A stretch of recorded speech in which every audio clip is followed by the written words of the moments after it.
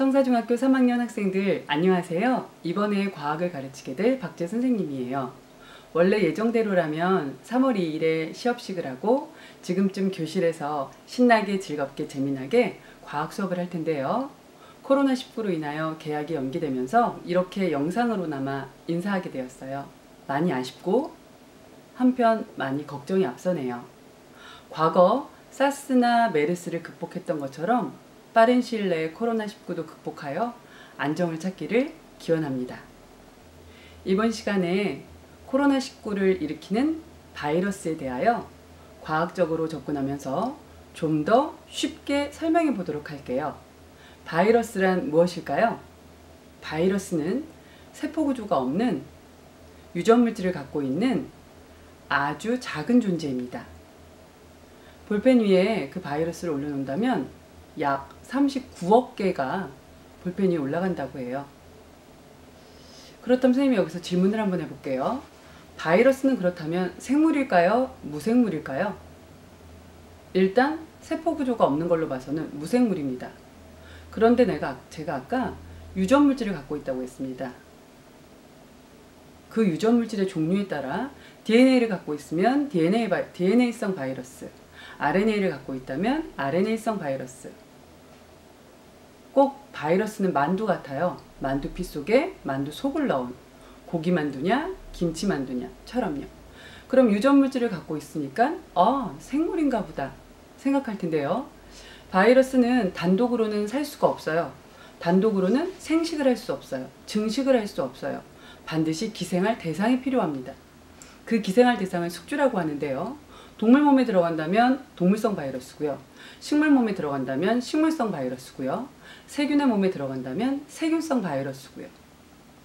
해서 그 숙주 몸 안에 들어가서 다시 단백질 껍질을 만들고 유전물질을 만들어서 단백질 껍질 안에 유전물질을 담아서 퍼뜨리게 되는 거예요. 그리고 숙주의 몸에서 이렇게 물질 대사를 하면서 돌연변이가 일어나요. 그리고 좀 더 새로운 환경에 잘 적응하고 그러면서 바이러스는 진화합니다.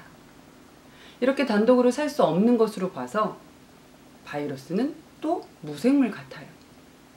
해서 결국 바이러스라는 건 생물과 무생물의 중간쯤 있는 존재라고 확인되고 있습니다.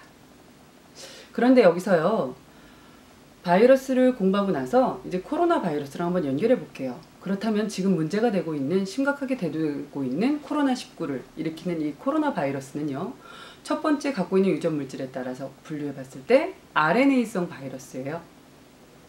그 다음에 이 코로나 바이러스는요, 생긴 모양이 둥근 구형이고요, 표면에 돌기를 갖고 있거든요. 이 돌기가 왕관처럼 생겼다 그래서 코로나, 왕관이란 뜻이에요. 코로나 바이러스라는 이름이 붙여졌습니다. 이 돌기 끝에 있는 단백질에 변형이 됐어요. 그래서 원래 코로나 바이러스는 동물의 몸에만 숙주로 삼았는데요. 이제 그 돌연변이로 인하여 사람의 몸에도 살 수 있게 되었어요. 그러한 가운데 숙주의 몸에서 물질 대사를 할 때 내 몸이 아프기도 하고 열도 나고 기침도 심해지고 그러한 병적인 증상이 나타나게 된답니다. 그렇다면 이러한 바이러스를 예방하려면 항바이러스제 개발이 필요해요.